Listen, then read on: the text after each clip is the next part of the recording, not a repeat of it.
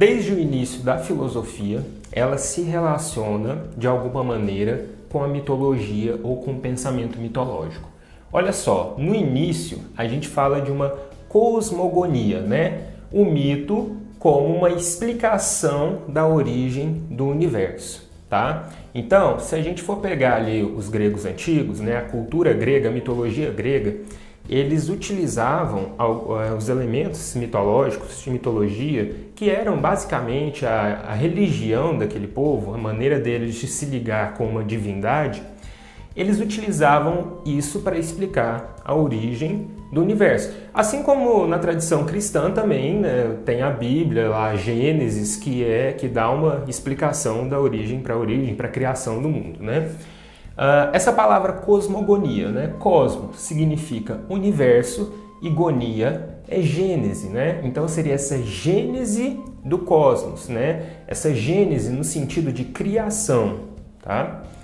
Essas antigas mitologias, então, elas explicavam através da relação entre deuses, né? Divindades, das divindades que eles acreditavam. Essas explicações elas eram demasiado fantasiosas, né? Elas eram explicações que não tinha nenhuma lógica, nenhum encadeamento racional entre os fatos, né? Portanto, elas foram gerando suspeitas ao longo dos tempos às pessoas, tá?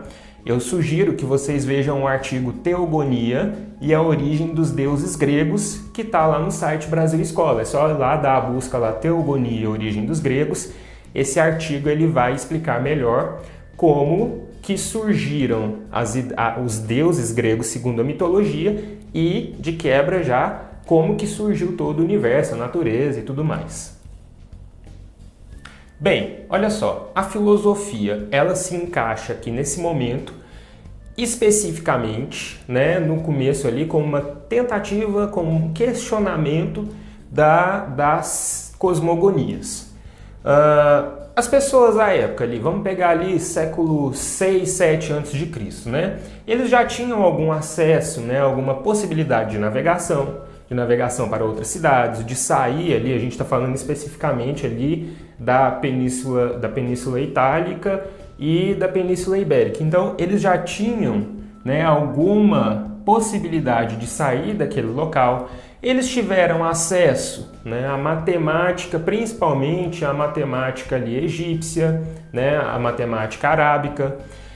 Eles já tinham alguma noção de calendário, né? Eles já utilizavam moeda, eles já tinham alguma noção de democracia, apesar da palavra ainda não existir nesse momento específico, mas eles já tinham alguma organização democrática na política, e todos esses elementos eles foram enriquecendo a formação da vida, do cotidiano do povo antigo, desse povo clássico, né?